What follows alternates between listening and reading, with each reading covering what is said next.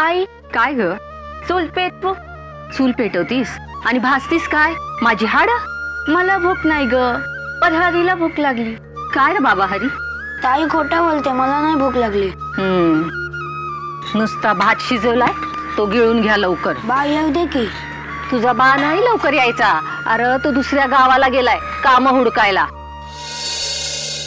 तिथनं आल्यानंतर पहिल्यांदा मठात जाईल, नंतर गजानन महाराजांचं दर्शन घेईल. त्यांचं दर्शन घेतल्या बघा अन्नाला तोंड देखील लावायचं नाही. ते हे तुम्हा दोघांनी ठावा आहे ना? मग हो. तेव्हा आता तुम्ही त्यांची वाट पाहू नका. हा, भात वाढते, तो गुमान खाऊन घ्या. काय? नमस्कार बंकटलाल सेठ. नमस्कार दामू काका, कसे आहात आपण? आणि हो, मला शेठ म्हणू नका, नुसतं नावानं हाक मारा. अहो मी तुमच्या मुलासारखा नाही का? मुलासारखा? अहो मुलगा असता तर ह्या वयात अशी वणवण करावी लागली नसती मला. दामू काका, काही अडचण आहे का? मला सांगा, मी तुमची मदत करतो. मदत? निसंकोचपणे सांगा. महाराज नेहमी सांगत असतात, लोकांना मदत करताना आपला हात आखडता घेऊ नये. नाही, नको बंकटलाल सेठ. बघा, पुन्हा शेठ म्हणालात. अहो जिभेला सवय झाली आहे ती काय जायची नाही बघा. पण मला नोकरीची नितांत गरज आहे बघा. नोकरी? दामू काका, ह्या वयात तुम्ही नोकरी करणार? करावी लागणार. अरे नोकरी केली नाही तर माझं पोट भरणार कसं? तुम्ही म्हणाल की मी तुमचं सगळं करतो म्हणून, पण तुमचा तो चांगुलपणा ठरेल. पण माझ्या मनाला ते काय रुचणार नाही. बघा, एखादी नोकरी असेल तर माझ्यासाठी. दामू काका, बघतो मी सुद्धा तुमचा स्वाभिमान दुखवू इच्छित नाही. तुमच्या योग्यतेची नोकरी मिळाली की मी तुम्हाला नक्की सांगेन. बरं, येऊ मी? या, सावकाश.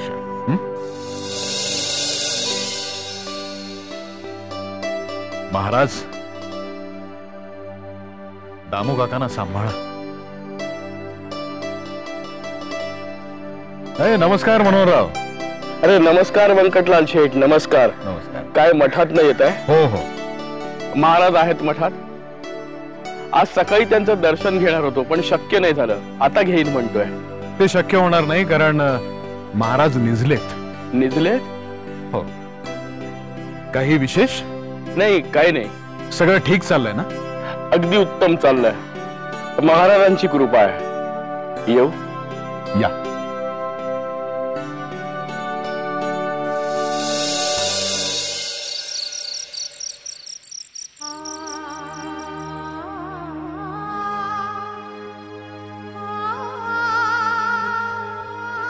औंधा जयूला उजवायची होती. चांगल्या घरात गेली पोर तर अन्नाला मोहतात नाही व्हायची बिचारी. हे कसं आलं नाहीत अजून? सुलक्षणा, ए सुलक्षणा. पोरं झोपले. एवढ्यात? हो, काय करतील बापुडी? पोटात अन्न नाही, पाणी पिऊन झोपली दोघं बी. उशीरसा केलात. झाला उशीर. हातपाय धुवून घ्या. थोडा भात शिल्लक आहे, तो वाढते तुम्हाला. लेकरांच्या पोटात अन्न नाही आणि मी खाऊन घेऊ होय? अहो पण दिवसभर वनवन करून दमला असाल, म्हणून म्हणते 2 घास जेवून घ्या. चला. गडी माणूस आहे मी. अगं मी कसला जमतोय? आज दिवसभरात गजानन महाराजांचं दर्शन बी झालं नाही, आणि गजानन महाराजांचं दर्शन झाल्या बगैर मी अन्न ग्रहण करत नाही असा रिवाज आहे. तो मोडू? कामाचं काय जमलं? जमतंय. शेजारच्या गावात सावकारांना हिर खाण्याचं काम काढलंय. तिथं मजुरीसाठी जाणार आहे. उद्या सकाळी महाराजांचं दर्शन घेईन आणि मग मजुरीसाठी पुढे होईन. सुरुंग लावायचं काम? आता खोलवर पाणी लागलं नाही तर सुरुंग लावावं लागणारच ना. त्यात घाबरायचं काय? सोपं आहे ते. सुरुंग लावायचं काम सोपं असतं? अहो पण जीवावर बेतलं म्हणजे? जीवावर कशाला बेततंय? उलट 4 पैकी जास्त भेटतील. महाराज आहेत की आपल्या पाठीशी. हा, त्या भक्त आहे त्यांचा. माग नाही का आपला गणू जावरे? सुरुंगाची पुंगळी सरकवताना सुरुंग ओढला. समजायला वाटलं गणू जवरे खापला, पण गणू जवरे कपरीत मस्त बसून होता. महाराजांनी त्याला वाचवला. गणू जवरे जसा महाराजांचा भक्त, तसा मी बी महाराजांचा भक्त. महाराज माझ्या केसाला बी धक्का लागू द्यायचे नाही. माझा विश्वास आहे. होय, जशी वाईट वेळ सांगून येत नाही, तशी चांगली वेळ देखील सांगून येत नाही बरं का.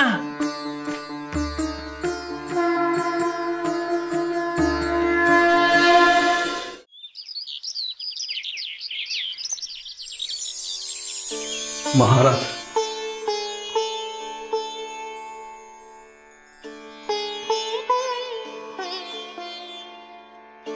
आलास म्हणून तुझीच वाट पाहत होतो आम्ही. महाराज माझीच वाट पाहत होता. हो, अरे दररोज आमच्या दर्शनाला येणारा तू आमचं दर्शन झालं नाही तर अन्न ग्रहण करीत नाहीस. काल तुला आमचं दर्शन झालं नाही म्हणून उपाशी पोटी झोपलास. म्हणून आम्हाला असं वाटलं की आज नेहमीच्या वेळेच्या आधीच तू आमच्या दर्शनाला येशील. ठीक आहे, बरं झालंय ना तुझं. आपल्या कृपेने सर्व ठीक चाललंय महाराज. आता कठीण काळ काय सगळ्यांच्याच आयुष्यात येतो, तसा सध्या माझ्याही आयुष्यात आलाय. पण आपला आशीर्वाद माझ्या पाठीशी आहे, त्याच्या आधाराने बाहेर पडतोय त्यातनं मी. तुला आमच्याकडून काही हवंय का? आम्ही देऊ. नाही नाही महाराज, मी आपणाकडून कधीच काही मागणार नाही. पण आम्हाला तुला काही द्यायचं असलं तर महाराज, आम्ही दिलेली भेट प्रसाद समजून स्वीकारशील? महाराज, प्रसाद समजून का? प्रसादच आहे तो. बंकट, अरे बंकट. जी महाराज. काल तुला आम्ही कपाशीच्या बिया आणून ठेवायला सांगितल्या होत्या. आणल्यात ना महाराज. घेऊन येत्या. मनोहरला आम्हाला प्रसाद म्हणून द्यायचे आहेत. आत्ता सांगा. कपाशीच्या बिया महाराज? हो, उपासणार होते ना तुमची. अरे आम्ही दिलेल्या बियांची पेरणी कर आणि मग बघ कसा गोंडेदार कापूस डोलतो तुझ्या शेतात. महाराज. आण. मनोहर, हा घे तुला प्रसाद. गण गण गणात भूते, गण गण गणात भूते, गण गण गणात भूते, गण गण गणात भूते. आई, मी भाजी चिरून देऊ? तू भाजी चिरतीस? राहू दे. अगं, सासरी गेल्यानंतर ही समधी कामं करायचीच आहेत तुला.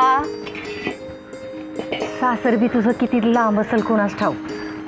मायरी येणं होईल का नाही ते बी सांगता येत नाही बघ. आता आईकडे आई सर समद खाऊन घे. काय राहरी? कोणी बी करा, पण लवकर करा, मला भूक लागली. पाठशाळेला जायचंय. आज इतवार आहे ना, शाळा काय झाडायला जाणार आहेस? अरे हो, आज इतवार आहे. पाठशाळा भरणार नाही. इतवार असला तरी भूक लागतेच ना. और रातच्याला बी काही खाल्लं नाही. मी सांगितलं होतं तुला खाऊ नकोस म्हणून. भात दिला होता ना, तो तुला नको झाला. त्याला मी काय करू? आता भाकऱ्या झाल्यात, भाजी चिरून फोडणीला टाकली की मग समद जेवण झालंच. वाटतेस तुला? सुलक्षणा, ये सुलक्षणा. अरे हरी, माझ्या पठ्य काय म्हणत? काय वो, कामाला नाही गेला? अगं हा काय चाललोय? महाराजांच्या दर्शनाला गेलो होतो. तिथं त्यांनी या कापसाच्या बिया दिल्या.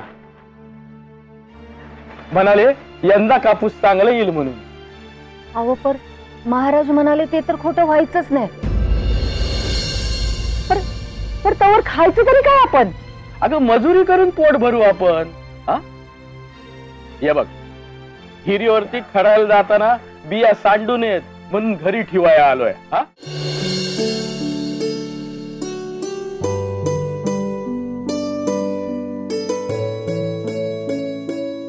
लोक म्हणतात महाराजांचं वागणं बोलणं काही कळतच नाही. ते खरंच आहे. बघा की, प्रसाद म्हणून महाराजांनी तुम्हाला ही कापसाची बियाणं दिली. आता ना ही बियाणं आपण पेरायची कधी, पाऊस पडायचा कधी आणि कापसाची बोंड उगवायची कधी, याचा विचार महाराजांनी नको का करायला? महाराजांनी सगळं कळतं. त्यांनी विचार करूनच आपल्याला हे कापसाचं बियाणं दिलं असणार. माझा विश्वास आहे त्यांच्यावरती. यंदा कापसाचं पीक चांगलं येईल, कापसाला भाव चांगला येईल, आपण खूप श्रीमंत होऊ आणि मग आपल्या पोरीचा चांगला बार उडवून देऊ बघ आपण. लाजली आता जाऊयाचा शोध सुरू करायला हवा. हा, नुसतं सपान बघून उपयोग होत नाही. अहो, आधी पायाखाली काय जळतंय ते बघा. अरे हो, इथं बोलत काय राहिलो मी? हा, तिथे हिरीच्या कामाला जायचंय. हे बघ, रातच्याला येतो मी, सगळे संगतीने जेवू आपण. हा, येतो रे पोरानो, येतो बर का.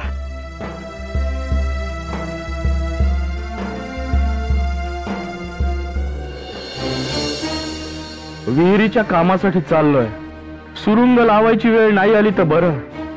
मी देखील महाराजांचा भक्त आहे, तरी माझं नशीब गणू जवळे इतकं बलवत्त असेल असं कुठे आहे? मनोहरराव, नमस्कार सदाशिवराव भाऊ. नमस्कार. कुठे निघालात घाई घाईनं? मी तुमच्याकडेच यायला निघालो होतो. बरं झालं वाटेत भेटलात, नाहीतर चुकामुक झाली असती. हलाखीची परिस्थिती आहे सदाशिव भाऊ. मागच्या वर्षीचं सगळं पीक वाया गेलं. दुसऱ्याकडे मोल मजुरी करून परपंच करायची वेळ आली आहे बघा. शेजारच्या गावातल्या सावकारानं हिर खणायचं काम काढलंय. त्याच्याकडे चाललोय मजुरीसाठी. हे असलं काम तुम्हाला शोभत नाही. अहो, काम नाही केलं तर लेकरा बाळांची पोट कशी भरणार हो? काम काम असतं. हलकं काय आणि भारी काय मला सांगा. हे बघा मनोहरराव, माझा ऐकाल तर बक्कळ पैका कमवाल. तो कसा? हे बघा, मला मुंबापुरीला जावं लागल बहिणीकडं. तिनं सांगावा धाडलाय, दादा असतील तसा निघून ये.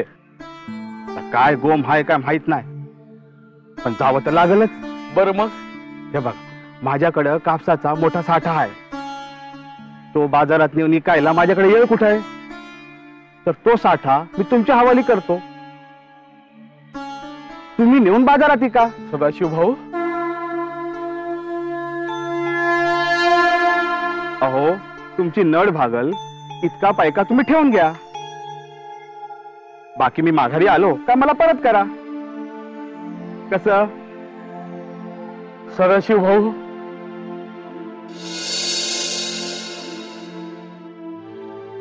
महाराज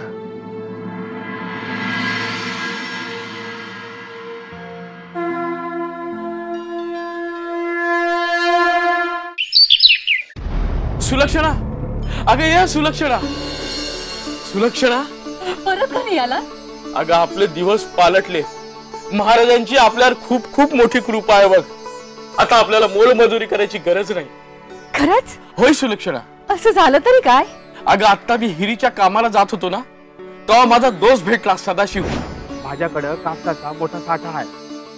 तो बाजारात नेऊन विकायला माझ्याकडे येळ कुठे आहे? तर तो साठा मी तुमच्या हवाली करतो. तुम्ही नेऊन बाजारात विका. तोडला येईल तो पैसा तुझ्या जवळच ठेव. तुला लागेल तेवढा तू खर्च कर. उरलेला परत दे मी आल्यावर. अगं बाई, देवच पावला म्हणायचा की. देवच पावला. आपली नड भागली. आजच सदाशिवकडचा कापूस उचलतो आणि बाजारात चांगल्या दराने विकतो. महाराजांनी बियाणं पण दिलाय.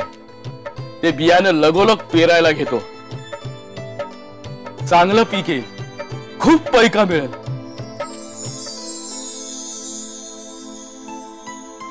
महाराजांची कृपा. खरंच महाराजांची कृपा.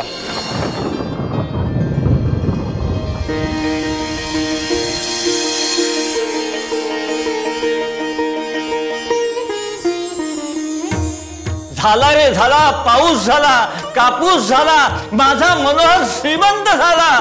गण गण गणात बोते, गण गण गणात बोते, गण गण गणात बोते, गण गण गणात बोते.